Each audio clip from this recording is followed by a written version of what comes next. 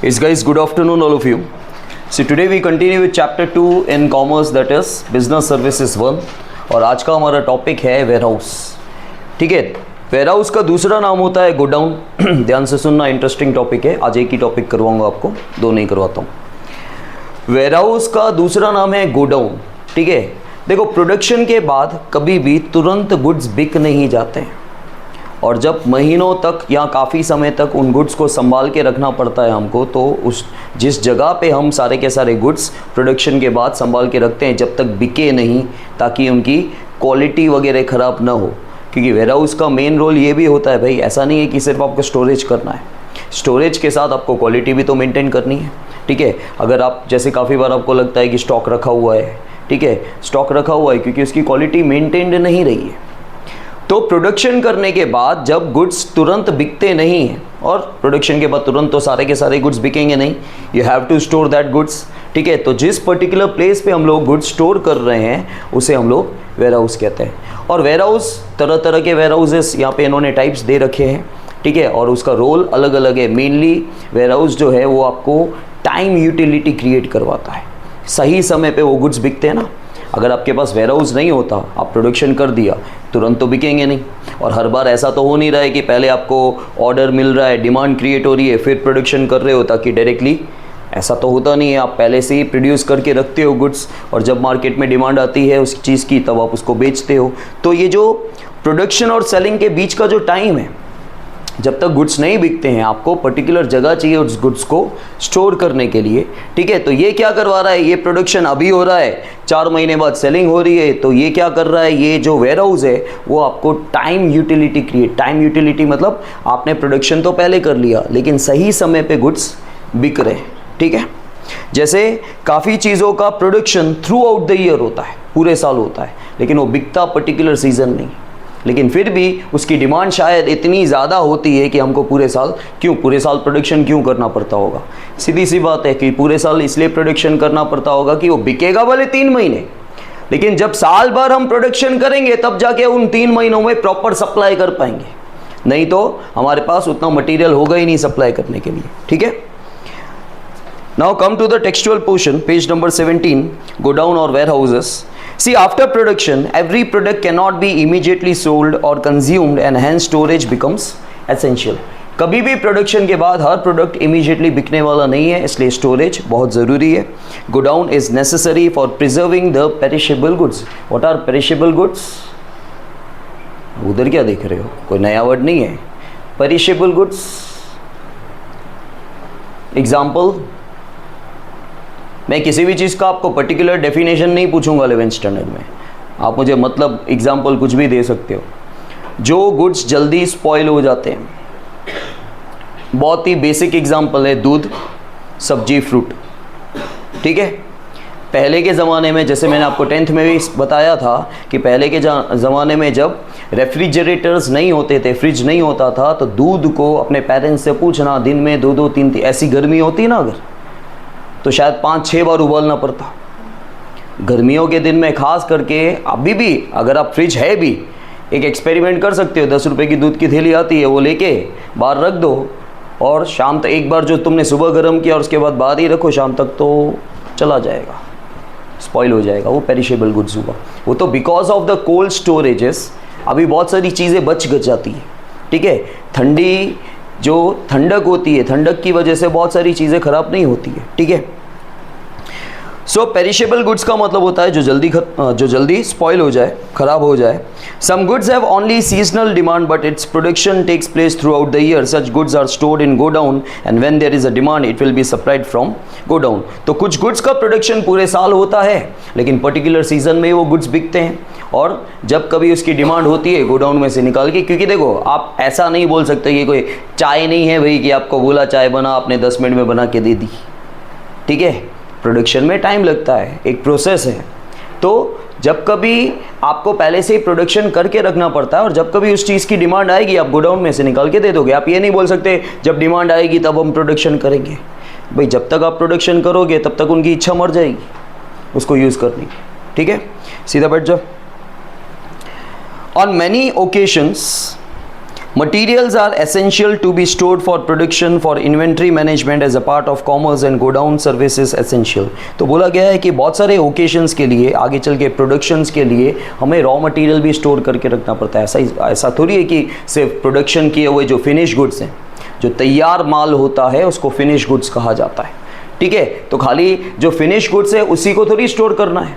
जो raw material है, क्योंकि काफ़ी बार क्या होता है, सपोज कर लो कि आपको प्रोडक्शन ठंडी में करना है, लेकिन उसका रॉ मटेरियल ठंडी में नहीं मिलता है। वो चीज़ जिससे बनता है वो बारिश के दिनों में मिलता है या गर्मियों के दिन में मिलता है। अब गर्मी और ठंडी में 6 महीने बीच में आ जाते हैं, ठीक है। कम से कम 4-5 महीने तो आ ही जाते हैं। तो आपको 4-5 महीने वो रॉ मटेरियल लेके रखना पड़ेगा। प्रोडक्शन आप हाल फिलहाल अभी नहीं कर रहे हो तो उस रॉ मटेरियल को भी तो आपको स्टोर करना होगा ना, ठीक है। Now meaning, see godown is such a service, ये भी एक ऑक्सिलरी सर्विस है, where product is stored. While storing the product, the quality of the product is preserve so that minimum changes occur in the quality. खास आपको ध्यान रखना है भाई, ठीक है। जैसे आजकल पनीर आता है, अलग अलग कंपनियों का पनीर आता है, तो पनीर आप देखते हो कि वो 15 दिन तक शायद चलता है करके, ठीक है। तो लेकिन अगर 15 दिन के अंदर उसकी क्वालिटी ख़राब हो जाती है तो आप उसको यूज़ नहीं करोगे, ठीक है। वो लोग कोल्ड स्टोरेजेस में उसको स्टोर करके रख रहे हैं ताकि जनरली उसमें, और 15-15 दिन चीज़ें चलना, जैसे अचार है या कोई भी चीज़ लंबा चल रहा है खाने की चीज़, तो उसके अंदर प्रिजर्वेटिव होता ही है, ठीक है। प्रिजर्वेटिव मतलब उसको प्रिजर्व करने के लिए जो हम सब्सटेंस ऐड कर रहे हैं, उस सब्सटेंस को हम लोग प्रिजर्वेटिव कहते हैं, कि वो चीज़ ख़राब ना हो, लंबी चले करके, ठीक है। तो यहाँ पे भी क्या है, जो मेन चीज़ है जिसका ध्यान रखना है, दैट इज़ अ क्वालिटी, ठीक है। जब आप स्टोर कर रहे हो गोडाउन के अंदर प्रोडक्ट, उस प्रोडक्ट की क्वालिटी ख़राब नहीं होनी चाहिए, नहीं तो नहीं बिकेगा ना भाई। फिर आपको स्टोर करने का मतलब क्या हुआ, आप लोगे जो कोई ख़राब चीज़ होगी तो आप भी नहीं लोगे। Then this is the main objective, godown creates time utility for the product, ठीक है। वो हमेशा टाइम यूटिलिटी क्रिएट करता है। नाउ सी द टाइप्स में ओनरशिप पर्सपेक्टिव है। ओनरशिप के अंदर भाई तुम्हारा प्राइवेट गोडाउन है, मतलब खाली तुमने तुम्हारे लिए, तुम्हारे बिजनेस के लिए बनाया है, उसको प्राइवेट गोडाउन बोलते हैं। एक्सप्लेनेशन बाद में देख लेना, मेन मुद्दा समझ लो इसका। फिर पब्लिक गोडाउन का मतलब जो तुमने खुद के लिए यूज़ करने के लिए नहीं बनाया है। आजकल आप देखते हो अपना आदिपुर गांधीधाम तो पूरा ट्रांसपोर्ट और शिपिंग से ही भरा हुआ है करके, ठीक है। तो वहाँ पे पब्लिक गोडाउन्स बहुत सारे हैं जो आपने खुद के लिए नहीं बनाए हैं, लेकिन आप उसे बिजनेस करना चाहते हो, अब दूसरों को देना चाहते हो, वो पब्लिक गोडाउन और जो पब्लिक यूसेज के लिए। फिर payment of custom duty, custom duty के भी तरफ से 2 गोडाउन होते हैं, कि कस्टम ड्यूटी मतलब एक तरह का टैक्स है। कस्टम्स वालों को ड्यूटी का मतलब होता है टैक्स। जब आप इंपोर्ट करते हो तो आपको कस्टम ड्यूटी पे करना पड़ता है। तो एक होता है कस्टम ड्यूटी पे कर दिया, दूसरा होता है कस्टम ड्यूटी अगर आपने पे नहीं किया। तो अगर कस्टम ड्यूटी पे नहीं किया तो आपको जिस वेयर हाउस में रखना पड़ता है उसका नाम है बॉन्डेड वेयर हाउस। क्या नाम है? और इसका एक्सप्लेनेशन पूछा जाता है, वो मैं आपको डिटेल में बताता हूँ। मैं आपको टाइप्स बता रहा हूँ कि भाई कस्टम ड्यूटी पे कर दिया, कस्टम ड्यूटी पे नहीं किया। जिसमें कस्टम ड्यूटी पे नहीं किया होता है उसे बॉन्डेड वेयर हाउस कहा जाता है। अब बोलोगे सर कस्टम ड्यूटी तो पे करना पड़ेगा, सीधी सी बात है, पे करना पड़ेगा। लेकिन आपने इंपोर्ट करके अगर आपको री एक्सपोर्ट करना है तो ठीक है, मैंने आपको बताया था import, export and re export. Import मतलब किसी और कंट्री से परचेस करना, एक्सपोर्ट मतलब किसी और कंट्री को सेल करना। लेकिन री एक्सपोर्ट का मतलब होता है एक कंट्री से इंपोर्ट करके किसी और कंट्री को बेचना, तो उसे री एक्सपोर्ट कहा जाता है। तो अगर आपको री एक्सपोर्ट करना है तो आपको अपनी कंट्री में लाना ही नहीं है, उसको पोर्ट से अंदर लाना ही नहीं है, तो आप कस्टम ड्यूटी क्यों पे करो भाई? क्योंकि क्या होगा फिर दो अलग अलग कंट्री में अगर उसकी एंट्री हो गई तो यहाँ पे भी कस्टम ड्यूटी खाएगा और जिस कंट्री में हम लोग एक्सपोर्ट करेंगे उनसे भी कस्टम ड्यूटी खाएगा। तो 2 जगह क्यों देने की? इसलिए हम लोग उसको अपने अंडर लेते ही नहीं, उनको ऐसे ही वेयर हाउस में रखा जाता है जहाँ पे कस्टम ड्यूटी आपको पे करने की ज़रूरत, वो बॉन्डेड वेयर हाउस है। फिर जनरल गोडाउन, जनरल गोडाउन मतलब वही जनरल गुड्स के लिए, मतलब जहाँ पे खास कोई केयर नहीं करनी पड़ती, कोई स्पेशल केयर नहीं करनी पड़ती। और दूसरा है स्पेसिफिक या स्पेशल गोडाउन। स्पेशल गोडाउन खास करके क्रैकर्स, एक्सप्लोसिव, पॉइजनस गैसेस, ठीक है, पेट्रोल वगैरह, इन सब में हमको बहुत ध्यान देना पड़ता है, ठीक है। तो इनके लिए जो गोडाउन बने हुए हैं जिनके लिए स्पेशल केयर चाहिए, ऐसे प्रोडक्ट्स के लिए उसे स्पेसिफिक या स्पेशल गोडाउन कहा जाता है। समझ में आया? तो पहला है हमारा types of godown from the ownership perspective, ठीक है, ओनरशिप के बेसिस पे। तो ओनरशिप में पहला है private godown. See any trader और manufacturer who owns a godown for storage of his goods according to his requirement is known as private ware house, ठीक है। प्राइवेट वेयर हाउस क्या होता है, कोई भी ट्रेडर या मैन्युफैक्चरर गोडाउन ओन करता है अपने यूसेज के लिए, ठीक है, और मतलब गोडाउन भी उसी का है और वो अपने लिए ही उसने बनाया है, पब्लिक के लिए नहीं बनाया है। Public godown, the godown which is owned not for storing goods for own business but for public use is known as public godown, ठीक है। तो तुम्हारा इंटेंशन क्या था पब्लिक गोडाउन में, तुमने गोडाउन तो तुम्हारा है लेकिन तुमने खुद के यूज़ के लिए नहीं बनाया है। तो तुम में से कोई क्वेश्चन करेगा सर फिर वो खुद यूज़ करे तो उसकी मर्जी हुई। आज मैंने एक घर बनाया है, बेचने के लिए बनाया है, ठीक है, तो जनरली खुद के रहने के लिए मेरा इंटेंशन नहीं था, लेकिन फिर ऐसा हुआ नहीं बिका या नहीं बेचना है, मुझे ही अच्छा लग गया मैंने, वो अनदर केस होता है। लेकिन आपको जनरली यहाँ पे बाइफर्केशन बताया जा रहा है कि प्राइवेट गोडाउन वो होता है कि बंदे ने बनाया ही खुद के लिए होता है, और पब्लिक गोडाउन जो है वो खुद के लिए नहीं बनाया होता है, ठीक है, उसका भी तो मालिक होगा ही ना। मैंने 2 गोडाउन बनाए, एक प्राइवेट बनाया मेरे बिजनेस के लिए बनाया, एक पब्लिक बनाया भाई रेंट पे देने के लिए बनाया, पब्लिक यूसेज के लिए बनाया। Such godowns are owned by private individuals or by an institution. Businessmen and others use these godowns and they pay rent and bear other expenses. Public godowns are situated near railway stations, port and airport. ठीक है, जितने भी public godowns हैं ज़्यादातर railway station या port या airport के पास में होता है, क्योंकि गुड्स आपके वहीं से आते हैं। क्योंकि जितना दूर वेयर हाउस होगा आपको ट्रांसपोर्टेशन का खर्चा उतना महंगा पड़ने वाला है करके, ठीक है। Today, public warehouses have developed as an independent profession. Today, public godowns have become an independent profession. They guarantee product storage, maintenance and protection. तो वो आपको गारंटी देते हैं कि आपका प्रॉपरली गुड स्टोर होगा, ठीक है, उसका प्रोटेक्शन किया जाएगा, मेंटेनेंस किया जाएगा, ध्यान रहेगा कि क्वालिटी उसकी डिटेरियोरेट ना हो। Public godowns provide receipts for the products which have been accepted by them for the storage. तो पब्लिक गोडाउन्स हमेशा एक रिसिप्ट इश्यू करते हैं सामने वाले को कि आपके गुड्स यहाँ पे हैं करके, और ये जो रिसिप्ट है वो ट्रांसफरेबल होती है। ट्रांसफरेबल का मतलब होता है कि आप किसी को डायरेक्टली उस रिसिप्ट के बेसिस पे, वो रिसिप्ट से क्या पता चलेगा भाई हमारे इतने गुड्स यहाँ पे स्टोर है इस गोडाउन में, तो वो मुझे पर्टिकुलर गुड्स जो स्टोर है गोडाउन में वो इस बंदे को बेचने हैं, तो उस रिसिप्ट के बेसिस पे डायरेक्टली मैं बेच सकता हूँ, वो डायरेक्टली वहाँ से उठा सकता है।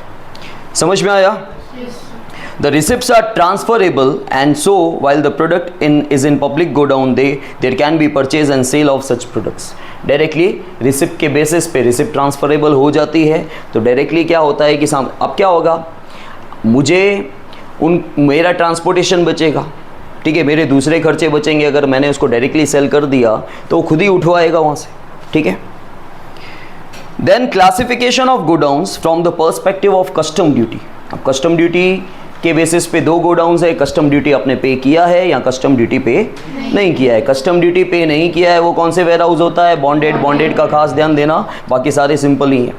मतलब बॉन्डेड में भी कुछ है नहीं, लेकिन बॉन्डेड फिर ऐसे याद नहीं रहेगा कि बॉन्डेड क्या होता है। सी godowns for product whose custom duty is paid.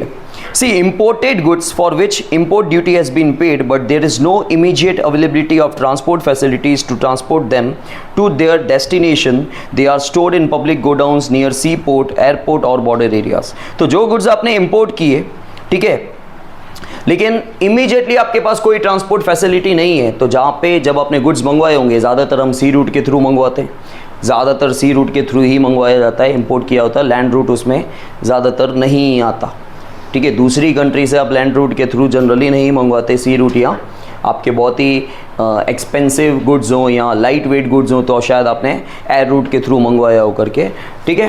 तो क्या होता है कि हाल फिलहाल अगर आपके पास ट्रांसपोर्टेशन अवेलेबल नहीं है तो जो भी एयरपोर्ट के पास में या सी पोर्ट के पास में जो भी वेयर हाउस है वहाँ पे आप उसको हाल फिलहाल डंप कर देते हो। Such godowns are known as godowns for product whose custom duty. लेकिन उन वेयर हाउसेस में ये जो पर्टिकुलर वेयर हाउस है इसमें आप तब भी स्टोर कर सकते हो जब आपने वहाँ पे कस्टम ड्यूटी पे कर दिया होगा, टैक्स पे कर दिया होगा। तो अगर आपने टैक्स पे नहीं किया है, ठीक है, और आपका इंटेंशन ऐसा है कि आपको री एक्सपोर्ट करना है इसलिए आपने टैक्स पे नहीं किया, तो आप कोई भी नॉर्मल गोडाउन में नहीं रख सकते। उनके लिए अलग गोडाउन बने हुए हैं, उसका नाम है बॉन्डेड वेयरहाउस। देखो, custom duty will have to be paid on import. अगर आपका इंपोर्ट पे जो भी आपने प्रोडक्ट्स बाहर से, जो भी गुड्स आपने बाहर से मंगवाए हैं दूसरी कंट्री से, अगर स्टिल आपको कस्टम ड्यूटी पे करना बाकी है, ठीक है, तो in that case if such goods for which custom duty has not been paid are stored in the godown, these godowns are known as bonded godown. Simple सा, आपने कुछ गुड्स इंपोर्ट किए हैं किसी और कंट्री से, भाई आपने यूएस से कोई गुड्स मंगवाए हैं या आपने चाइना से कोई गुड्स मंगवाए हैं, ठीक है, आपने इंपोर्ट ड्यूटी पे कर दिया और आपके पास हाल फिलहाल ट्रांसपोर्टेशन फैसिलिटी नहीं है, तो जहाँ पोर्ट के आसपास में जो भी पोर्ट हो, उस पोर्ट के आसपास में जो भी वेयर हाउस होगा वहाँ पे आप रख दोगे, लेकिन वो warehouse bonded warehouse नहीं होगा क्योंकि कस्टम ड्यूटी आप पे कर चुके हो। लेकिन सपोज़ कर लो कि आपका इरादा री एक्सपोर्ट करने का है, आपने चाइना से कोई चीज़ मंगवाई और यूएस भेजना चाहते हो वापस, तो आप उसके ऊपर कस्टम ड्यूटी पे नहीं करोगे, तो आप क्या करोगे, वो गुड्स को कहाँ स्टोर करोगे, इस गोडाउन में। इस गोडाउन का नाम क्या है, बॉन्डेड, ठीक है। Such godowns are located near places of import like ports, border of country. The importer wants to re-export the product. These godowns facilitate का मतलब होता है makes easy. Pay attention. Facilitate का मतलब होता है make easy. ठीक है, तो ये गोडाउन जो हैं ये हमारा काम आसान बना देते हैं by the way of classification. और आपको रीपैकिंग करना हो, क्योंकि काफ़ी बार क्या होता है भाई पर्टिकुलर एक कंट्री से गुड्स आए, उसका पैकिंग हमको खास नहीं लगा, या हमको ऐसा लग रहा है कि हम जिस कंट्री को री एक्सपोर्ट करने वाले हैं उनको पैकिंग में मज़ा नहीं आएगा, तो हम लोग पैकिंग वहाँ पे चेंज करते हैं और फिर री एक्सपोर्ट करते हैं।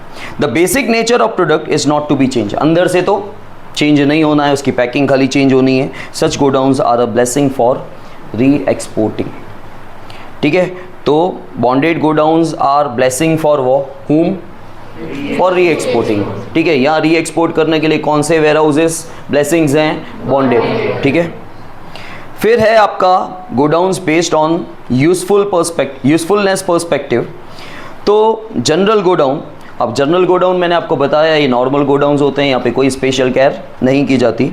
Those goods for which no special care are और स्पेसिफिक मेंटेनेंस और treatment is required and when such goods are stored in godowns, such godowns are known as general godowns. All products of different shapes, weight, volume, nature are stored in such godowns which are wide spread. Specific godown मतलब special godowns, ठीक है। Those products which require special care, special treatment, maintenance and godowns which store such products are known as a specific या फिर special godowns. Such specific godowns become important for products like explosives, crackers, poisonous chemicals, cooking gas, petrol. Some examples of specific godowns are underground tanks of petroleum products, ठीक है, जो underground tanks बने होते हैं, ठीक है, पेट्रोल को store करने के लिए उसके लिए अलग से टैंक बने होते हैं, ठीक है, और उसका टेम्परेचर वगैरह अलग होता है। Special type of bricks for the poisonous chemicals, for perishable items like fruits, milk, vegetables, cold storage is necessary, ठीक है। These godowns are very much expensive, क्यों? But obvious है कि हम इसे स्पेशल केयर दे रहे हैं। Different laws are to be followed for safety purpose, और इसके साथ ही आपको तरह तरह की सेफ्टी पर्पस के लिए तरह तरह के कानून बनाए गए हैं जो आपको फॉलो करना है, ठीक है। समझ में आया? ट्रांसपोर्टेशन सर्विस हम कल ले लेंगे, चैप्टर आपका ख़त्म हो जाएगा।